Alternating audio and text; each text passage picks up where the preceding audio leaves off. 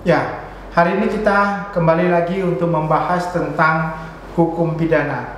Khusus untuk hari ini kita bicara tentang penyertaan. Ini pasal yang sangat penting ya, terkait dengan pelaku tindak pidana. Apakah pelaku melakukan sendiri, apakah pelaku melakukan bersama-sama dengan orang lain ya. Nah, dalam konteks dader atau penyertaan ini disebut sebagai daderskap atau deelneming ya istilahnya. Maka kita lihat hubungan yang bentuk-bentuk kerjasama daripada orang-orang yang melakukan tindak pidana. Nah, hubungan itu bisa terjadi karena beberapa orang bersama-sama melakukan tindak pidana, atau mungkin hanya satu orang saja yang yang memiliki kehendak untuk melakukan tindak pidana, yang merencanakan delik. Akan tetapi delik tersebut ya dilakukan tidak sendiri, tetapi dilakukan dengan mempergunakan orang lain ya untuk melaksanakan delik tersebut. Atau juga bisa terjadi bahwa satu orang saja yang melakukan deliknya, tetapi ada orang lain yang membantu ya, yang membantu untuk mewujudkan atau menyelesaikan delik tersebut. Jadi tiga hal itulah definisi ataupun pengertian-pengertian tentang deelneming, pembantuan tersebut. Nah, kalau kita lihat bagaimana KUHP mengatur tentang penyertaan deelneming ini. Nah, menurut KUHP kita lihat di sini penyertaan itu diatur dalam pasal 55 dan pasal 56 ya. Nah, berdasarkan pasal-pasal tersebut ya, kita lihat apa yang dimaksud dengan deelneming di pasal 55. Dipidana sebagai pelaku tindak pidana mereka yang melakukan, mereka yang menyuruh melakukan, mereka yang turut serta melakukan perbuatan tersebut, atau mereka yang memberi atau menjanjikan sesuatu yang menyalahgunakan kekuasaan atau martabat dengan kekerasan, ancaman penyesatan, atau dengan memberi kesempatan, sarana atau keterangan sengaja menganjurkan orang lain untuk melakukan sesuatu perbuatan. Sedangkan di pasal 56 dikatakan adalah mereka yang sengaja memberi bantuan kepada orang pada waktu melakukan suatu kejahatan, atau yang mereka dengan sengaja memberi kesempatan, sarana atau keterangan untuk melakukan kejahatan. Nah, dari definisi ini maka kita dapat membagi klasifikasi pembantuan ini, deelneming ini. Nah, kalau klasifikasi itu kita lihat di pasal 55. Pertama adalah pembuat sendiri ya, pembuat, atau yang disebut sebagai pleher. Pleher itu orang yang disebut sebagai mereka yang melakukan suatu perbuatan pidana. Ya, mereka yang melakukan suatu perbuatan pidana, pelaku sendiri ya. Pelaku ya orang sendiri yang melakukan suatu perbuatan pidana. Nah, pertanyaannya kenapa pelaku disebut masukkan dalam suatu penyertaan yang melakukan pidana? Karena pelaku yang melakukan suatu penyertaan karena dia melakukan suatu perbuatan ya dilakukan dengan sendiri. Di sini dapat dikatakan orang yang melakukan sendiri suatu perbuatan ya, pelaku atau disebut dader ya, itu barang siapa yang melakukan sendiri sesuatu perbuatan dilarang oleh undang-undang, yang melakukan sendiri sesuatu perbuatan yang menimbulkan sesuatu hal yang dilarang.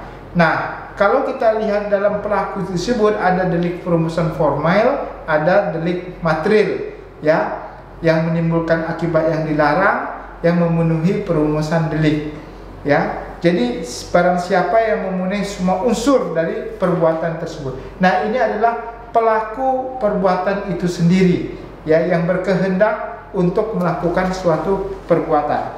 Yang kedua adalah yang menyuruh melakukan atau disebut sebagai doenpleger. Siapa doenpleger ini? Nah, kalau kita lihat rumusan-rumusan yang terkait dengan doenpleger ya, kita akan bahas nanti lebih lanjut. Yang ketiga adalah turut serta atau medepleger. Yang keempat adalah penganjur atau witlocker. Sedangkan di pasal 56 adalah orang yang membantu pada saat kejahatan dilakukan atau yang membantu sebelum kejahatan dilakukan. Nah, kita lihat pengertiannya satu persatu di sini. Nah, kalau kita lihat di sini adalah pengertian pembuat ya. Yang pembuat adalah orang yang melakukan atau menimbulkan akibat yang memenuhi rumusan delik. Ini orang tadi yang melakukan suatu perbuatan, ya, pompe dan ajaran-ajaran tentang pembuat atau orang yang melakukan suatu perbuatan atau orang yang melakukan suatu tindakan, ya. Di sini dikatakan timbulnya siapakah yang tidak dapat dipertanggungjawabkan menurut KPU itu adalah orang yang menurut pasal kalau dia ada tidak dapat dipertanggungjawabkan karena alasan-alasan tertentu, ya. Orang yang melakukan sesuatu dengan rumusan delik yang mereka yang disebut dalam pasal 5 hanya disamakan saja dengan pembuat, ya. Nah, tapi dalam pembuat ini dia bisa juga tidak bisa dimintakan pertanggungjawaban. Ya, kenapa? Karena pelaku tersebut orang yang melakukan sendiri perbuatan yang memenuhi unsur-unsur delik, ya, yang memenuhi unsur-unsur delik. Nah, kalau kita lihat di sini kembali, ya, kita lihat pelaku, ya, ini ada pelaku yang melakukan, kita lihat di sini pelaku, ya. Pleher adalah pelaku orang yang melakukan sendiri perbuatan. Yang orang yang menyuruh melakukan atau dun pleher. Dun pleher adalah orang yang melakukan perbuatan dengan perantaran orang lain, sedang perantara itu hanya digunakan sebagai alat. Ya, dengan demikian ada dua pihak, yaitu yang pembuat langsung, yaitu manus ministra atau aktusnya, orang yang melakukan sendiri, dan pembuatnya yang tidak langsung atau manus domina. Jadi ada manus ministra dan manus domina, orang yang melakukan perbuatan sendiri. Nah, kalau kita lihat pengertian dari turut melakukan atau dalam hal ini menyuruh melakukan dun pleher, ya. Nah, dalam menyuruh melakukan adalah orang yang disuruh sama orang yang menyuruh. Yang disuruh itu seolah-olah menjadi alat, ya, menjadi alat. Jadi dia melakukan itu tidak ada unsur kesalahan kecuali kalau dia bersama-sama. Jadi biasanya orang yang disuruh, ya, dia tidak memiliki maksud kehendak sama seperti orang yang menyuruh dia. Ya, saya kasih contoh begini. Ada seorang porter, ya, pengangkat barang-barang di train, ya, atau di kereta api contohnya begitu, ya. Dia memang tugasnya mengangkat barang-barang tersebut, ya. Lalu ada orang mengatakan, ini tolong nanti ada barang ini tolong bawakan, ya, bawakan barang saya. Tapi ternyata barang yang diserahkan kepada dia itu bukan barang orang tersebut, tetapi barang orang lain yang dicurinya atau diambilnya dari bagasi kereta api, ya. Tapi setelah di luar, pas mau dimasukkan ke mobil, dia ditangkap, ya, ditangkap lalu ditahan. Nah, pertanyaannya, apakah orang yang dapat dipidana karena melakukan pencurian terhadap barang tersebut, padahal dia disuruh oleh orang tersebut? Nah, berarti kalau orang itu ditangkap, dia tidak bisa dikatakan orang yang turut serta penyertaan. Kenapa? Karena dia cuma dijadikan sebagai media dari orang tadi yang menyuruh dia untuk membawa barang tersebut untuk dimasukkan ke mobilnya tersebut, ya. Jadi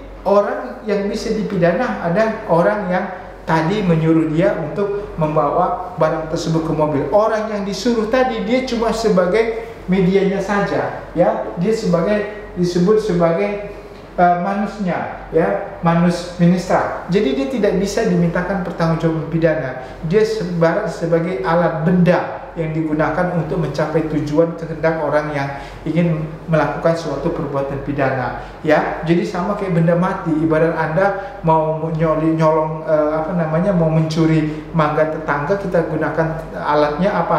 Alatnya contohnya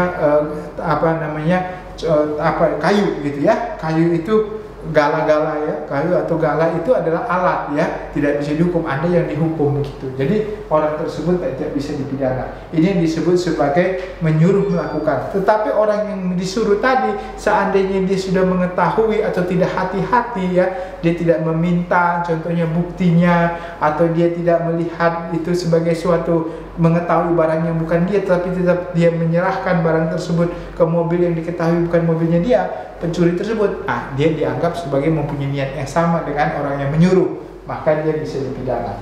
Yang berikutnya kita lihat unsur-unsur pada dun pleher. Dan di sini kita lihat unsur-unsur yang ada dalam Dun Pleher. Pertama, alat yang dipakai ya, manusia, alat yang dipakai untuk berbuat, alat yang dipakai untuk dipertanggungjawabkan kehendak pada orang yang menyuruh, alat yang melakukan apa yang dikehendaki, yang menyuruh dapat dipertanggungjawabkan.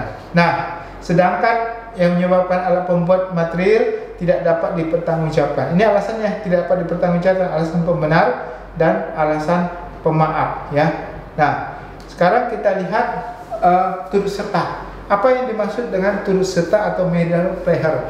Medal player adalah orang yang dengan sengaja turut membuat atau turut mengerjakan terjadinya sesuatu. Oleh karena itu kualitas masing-masing peserta tindak pidana adalah sama. Jadi bersama-sama mempunyai maksud dan tujuan yang sama, tapi mempunyai tugas yang berbeda, tapi mempunyai perbuatan yang bersama-sama pada waktu yang bersama-sama. Jadi niatnya sama, perbuatan waktu perbuatan sama, ya tempatnya sama, dan tapi mereka mempunyai peran yang berbeda-beda. Nah, syarat untuk dapat dipidana medal player ini kita lihat di sini. Pertama adalah ada kerjasama secara sadar, ya, kerjasama. Contohnya ada orang ingin mencuri, lalu yang satu bersama-sama yang membuka pintu, satu lagi mengambil barangnya, satu lagi menunggu di luar, ya, mobilnya dipersiapkan, jadi mereka bertiga, satu membuka pintu, menjaga, satu mengambil, satu bawa mobil, dan langsung sama-sama mereka pergi. Nah, itu sebagai orang yang bersama-sama. Apalagi orang yang melakukan pembunuhan, ya, satu mempersiapkan barang-barangnya, lalu ketemu orang yang akan dibunuh, satu megang tangannya, satu menusuk. Nah, itu dianggap sebagai suatu bentuk, ya, bentuk penyertaan. Jadi adanya pengertian antara peserta atas satu perbuatan yang dilakukan bersama-sama, lalu mereka bekerja sama dan ditujukan kepada hal yang dilarang oleh undang-undang. Nah, kerjasama pelaksanaan bersama secara fisik, ya, kerjasama yang erat langsung atas suatu perbuatan yang langsung menimbulkan delik yang bersangkutan. Nah, kerjasama itu sebenarnya tidak perlu juga dari ide-ide yang berbeda, ya. Jadi idenya bisa berbeda, tapi pada satu ketentuan mereka sama. Saya kasih contoh. Ada dua orang ingin mencuri satu bank, ya. Contohnya bank ingin dicuri. Terus mereka tidak ada janjian untuk mencuri, tapi mereka pas mencuri ketepatan pada hari yang sama. Jadi pencuri A ada di situ,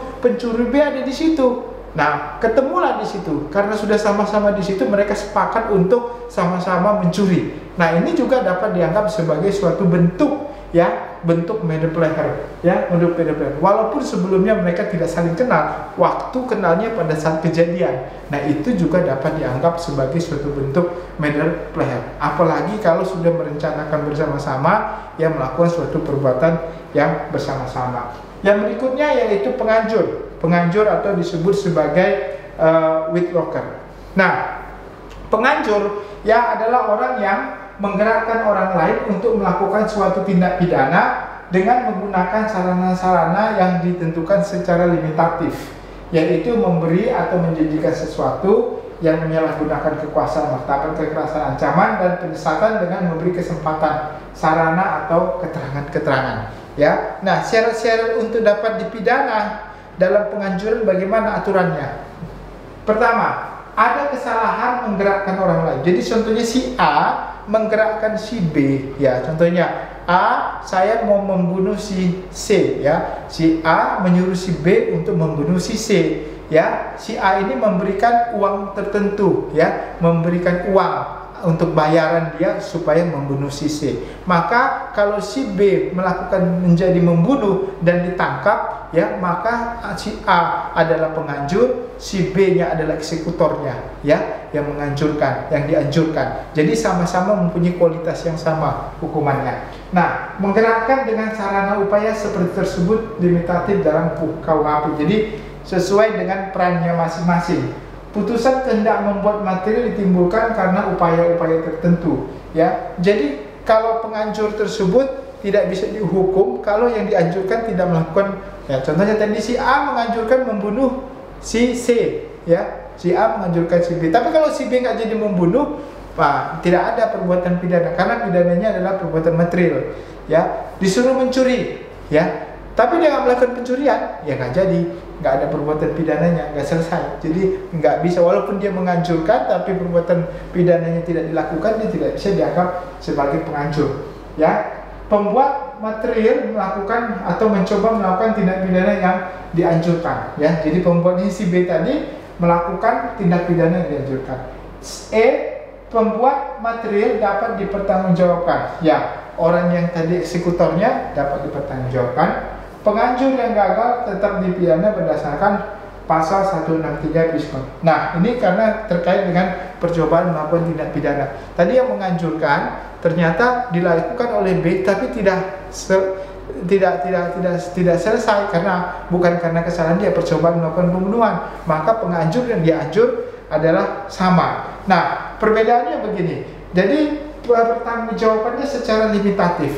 Contohnya, si A yang menganjurkan si B untuk membunuh, ya, atau si A menganjurkan si B, tolong dong, saya benci sama orang itu, tolong kamu aniaya dia, ya, aniaya aja, ya, jangan sampai membunuh. Tapi ternyata si B ini bukan hanya menganiaya orang tersebut, ya, tapi dia membunuh. Maka pembunuhan yang dilakukan oleh si B tidak bisa dimintakan pertanggungjawaban kepada si A. Kenapa? Karena si A hanya bertugas, hanya memberikan perintah anjuran untuk melakukan penganiayaan, bukan pembunuhan. Maka si B dimintakan pertanggungjawaban pembunuhan, si A hanya dimintakan pertanggungjawaban penganiayaan. Itu hanya pidananya saja, penganjuran untuk penganiayaan. Jadi pertanggungjawabannya limitatif. Jadi untuk bisa menganjur dan si anjur harus mempunyai kualitas niat yang sama.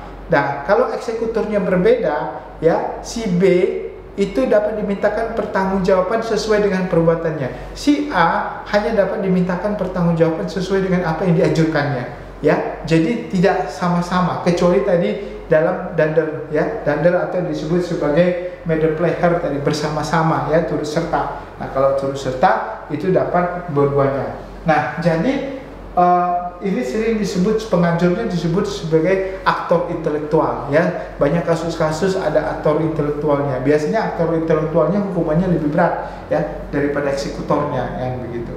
Nah, lalu kita lihat berikutnya, yaitu pasal 56. Pasal 56 itu terkait dengan membantu melakukan tindak pidana atau medepleting, ya, medepleting. Nah, A, pembantuan pada saat kejahatan dilakukan, yaitu dengan cara bagaimana pembantuan tidak disebutkan dalam bentuknya di mana, kita tidak disebutkan, ya.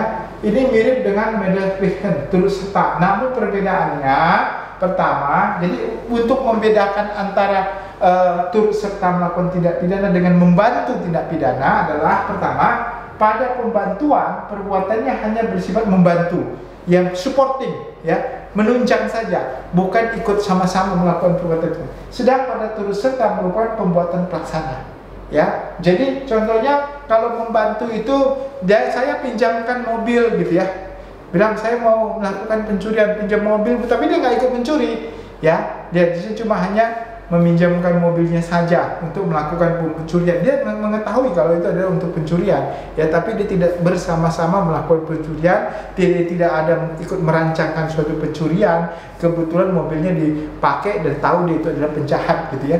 Nah, dia dapat dianggap sebagai membantu suatu tindak pidana. Lalu pada pembantuan, pembantu hanya sengaja memberi bantuan tanpa disyaratkan harus kerjasama dan tidak bertujuan berkepentingan sendiri. Sedangkan dalam turut serta, orang yang turut serta melakukan tindak pidana dengan cara bekerja sama dan mempunyai tujuan, ya. Jadi dia tidak punya kepentingan sengaja untuk memberikan itu, ya. Contohnya seorang satpam, ya, satpam bekerja di suatu perusahaan, dia minta supaya satpam itu meninggalkan tempat posnya karena pada hari itu akan ada pencurian. Nah, dia pura-pura dia pergi, ya, kemana, ke kedai kopi, lalu dengan pintu terbuka gudangnya atau tokonya, ya, lalu dengan gampang pencuri masuk, ya, beberapa orang. Nah, orang ini bukan pelaku, ya, bukan bersama-sama, tapi orang ini adalah memberikan kesempatan kepada pencuri tersebut untuk masuk. Maka orang ini masuk dalam kategori apa? Pembantuan,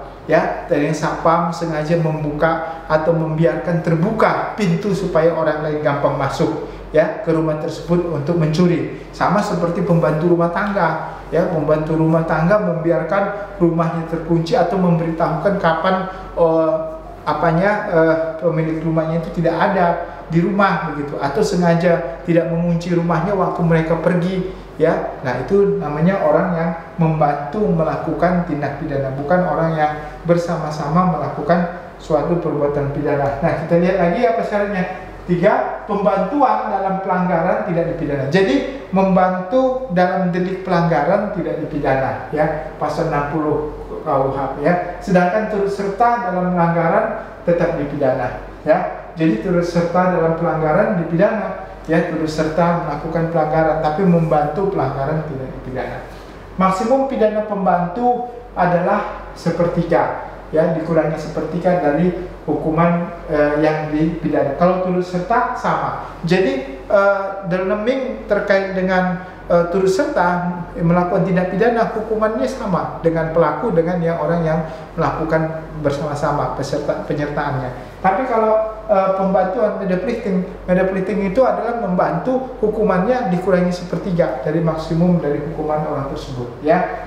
Nah, pembantuan sebelum kejahatan dilakukan yang dilakukan dengan cara memberi kesempatan, sarana, keterangan, ini mirip dengan penganjuran. Perbedaannya pada niat atau kehendak. Pada pembantuan, kehendak jahat pembuatan material sudah ada sejak semula, ya. Jadi untuk membedakan antara menganjurkan dengan membantu melakukan tindak pidana, kalau membantu niat jahatnya itu tidak ada sejak awal. Jadi ide dasar untuk melakukan tindak pidana itu bukan dari orang yang membantu, ya. Tapi kalau ide dasar dari penganjur sama yang dianjur sama.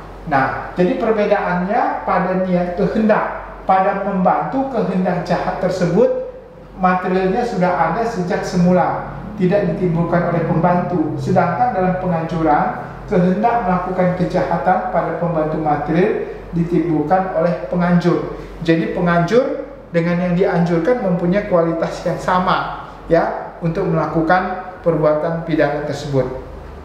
Nah, bagaimana pertanggungjawabannya? Di sini lihat, pertanggungjawaban pembantu berbeda dengan pertanggungjawaban pembuat yang semuanya pidananya sama, ya. Jadi sama, pembantu dipidana lebih ringan daripada pembuat, yaitu dikurangi sepertiga, ya, sepertiga dari ancaman maksimum pidana yang dilakukan, yaitu pasal 57, ya, ayat 1. Jika kejahatan diancam dengan pidana mati atau pidana seumur hidup, maka pembantu maksimum pidananya adalah 15 tahun, ya. Namun ada beberapa catatan pengecualian. Pembantu dipidana sama dengan pembuat, yaitu pada kasus tindak pidana tertentu. Jadi pembantu, ya, dalam tindak pidana tertentu dia hukumannya sama dengan pembuat, ya. Contohnya apa? Di pasal 333, ya, kita lihat di pasal 333 terkait dengan apa? Terkait dengan membantu merampas kemerdekaan orang lain.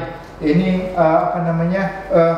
menculik lalu dia merampas kemerdekaan orang tersebut, ya. Barang siapa dengan sengaja melawan hukum merampas kemerdekaan seseorang atau meneruskan perampasan tersebut, ini perbuatan berlanjut, ya, artinya menyekap sampai orang itu tidak bisa keluar dan dalam pengawasan orang tersebut, ya. Di pasal 333 ayat 4-nya, pidana yang ditentukan dalam pasal ini diterapkan juga bagi orang dengan sengaja dan melawan hukum memberi tempat untuk perampasan. Jadi kalau orang tersebut dengan sengaja memberikan tempat, ini kan membantu. Jadi orangnya tidak ada, tapi pakailah tempat saya untuk apa? Untuk menyekap orang tersebut. Dia tahu tempatnya itu digunakan untuk menyekap. Dia tidak melakukan penyekapan, tapi hukumannya sama, ya, dengan orang yang melakukan penyekapan. Lalu membantu menggelapkan uang atau surat oleh pejabat, ya, pasal 415. Ini sebenarnya pasal 415 ini sudah ada di Undang-Undang Tindak Pidana Korupsi, ya, penggelapan dalam jabatan, ya, penggelapan dalam jabatan. Itu di Undang-Undang Tindak Pidana Korupsi, percobaan, membantu, ya, itu sama dengan tindak pidana pelaku, ya, sudah diatur sedemikian rupa. Lalu meniadakan surat-surat penting, ya, pasal 417, ya, ini juga dilakukan oleh pejabat, ya. Pasal 417 itu yang terkait dengan tindak pidana yang dilakukan oleh abtener. Abtener itu artinya yang dilakukan oleh pejabat, ya. Nah, kalau itu tentu kita sudah masuk kepada ketentuan yang ada di kitab tindak pidana korupsi, ya. Jadi tidak ada lagi di KUHP. Nanti urusannya nanti dimasuk di tindak pidana korupsi. Nah, kita lihat lagi di sini pembantu dipidana lebih berat dari hukuman, ya, yaitu membantu menyembunyikan barang titipan hakim. Nah, ini pembantu malah dihukum pidananya lebih berat dari yang membuat pelaku, ya. Itu ada di pasal 231, ya, di pasal 231 terkait dengan apa? Menggelapkan barang yang dititipkan, ya, untuk pembuktian, ya. Nah, kalau ini hukumannya lebih berat dia ada di pasal 231, 2349 juga ada. Ya, kita lihat di pasal 231, barang siapa dengan sengaja menarik suatu barang yang disita, ya, berdasarkan ketentuan undang-undang yang dititipkan. Jadi ini barang sitaan yang dititipkan, lalu orang itu membantu untuk menggelapkan barang tersebut, ya.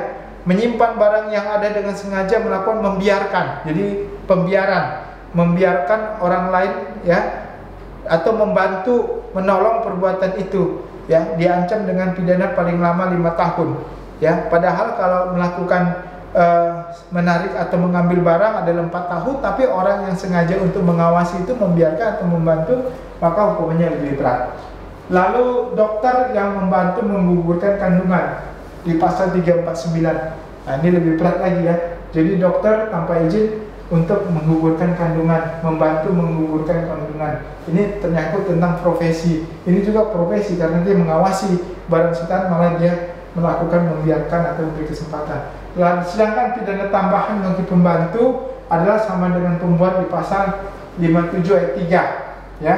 Pasal 57 ayat 3 dikatakan bahwasanya pembantu hukumannya dikatakan ditambah lagi, ya, ditambah. Nah, kita lihat di pasal 57 ayat 3, pidana tambahan bagi pembantu sama dengan kejahatannya sendiri, ya. Jadi pidana tambahan bagi pembantu sama dengan kejahatan sendiri, ya. Nah, kita lihat dalam hal pembantu maksimum pidana pokok kejahatan sebenarnya dikurangi 1/3, tapi pidana tambahan, bukan pidana pokok, pidana tambahannya, ya, dia pidana tambahan adalah sama dengan pembuatnya.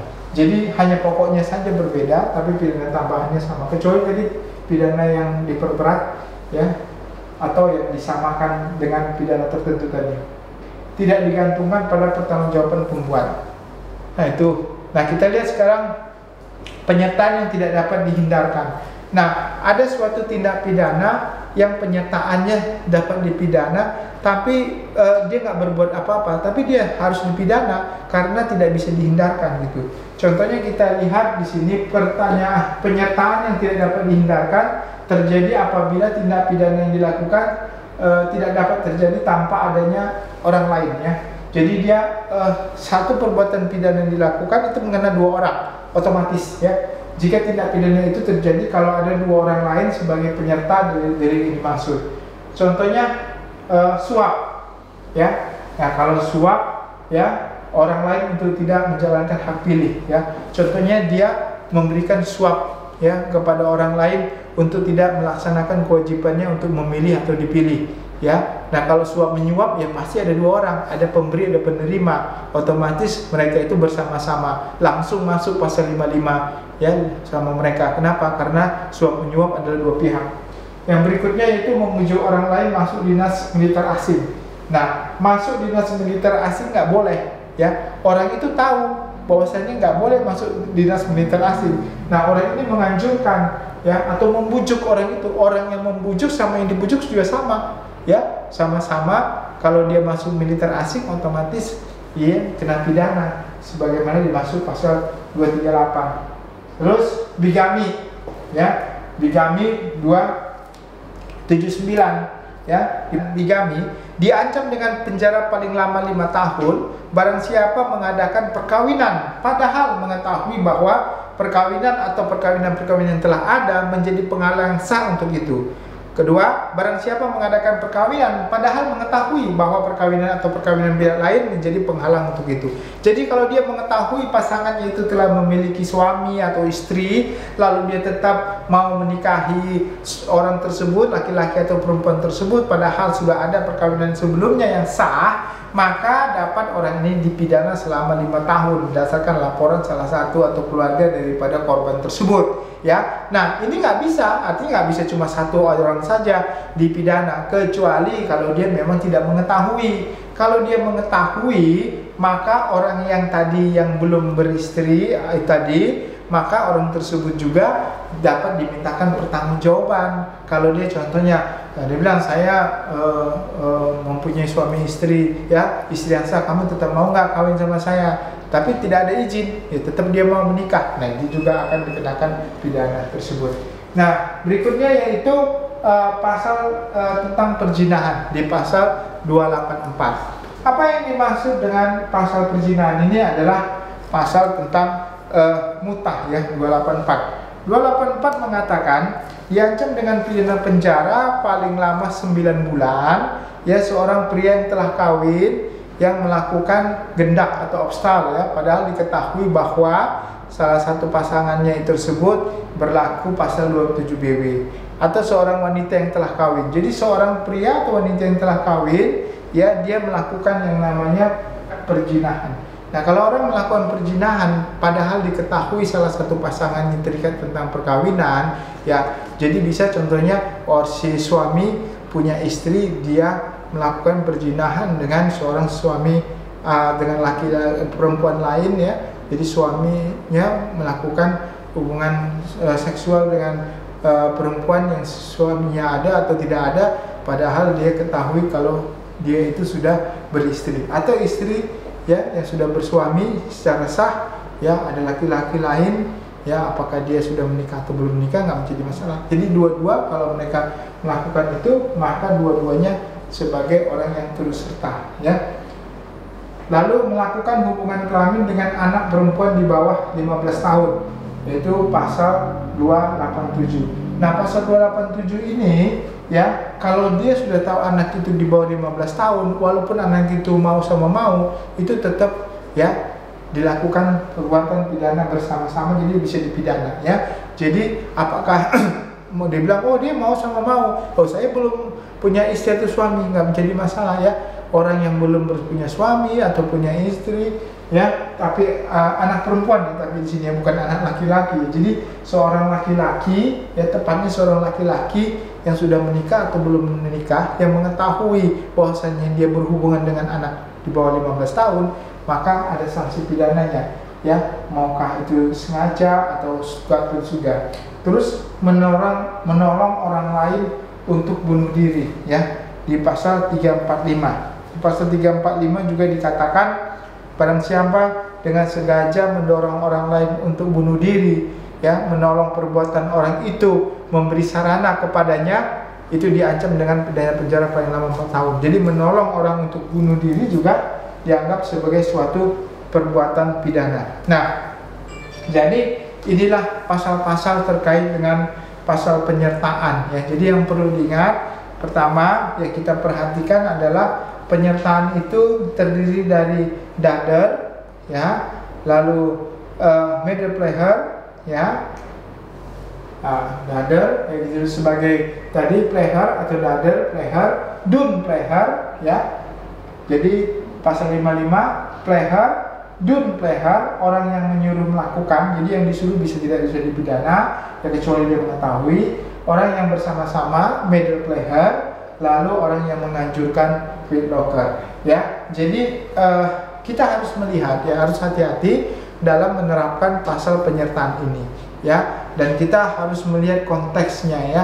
Nanti pasal penyertaan ini tidak bisa disertakan orang itu kalau ada alasan pemaaf dan alasan pembenar, khususnya, ya, yang terkait dengan membantu. Saya kira kalau orang membantu tanpa disadari perbuatan tersebut, ya, kalau dia tidak mengetahui suatu perbuatan tersebut adalah benar atau tidak benar, atau dia tidak secara aktif melakukan pembantuan tersebut, maka pembantuan tersebut sebenarnya tidak bisa diikutsertakan sebagai delik pembantuan, ya. Demikian mungkin yang bisa kita sampaikan. Semoga ini dapat memberikan pencerahan bagi kita, ya, dan orang-orang yang ingin tahu tentang pasal penyertaan dalam tindak pidana.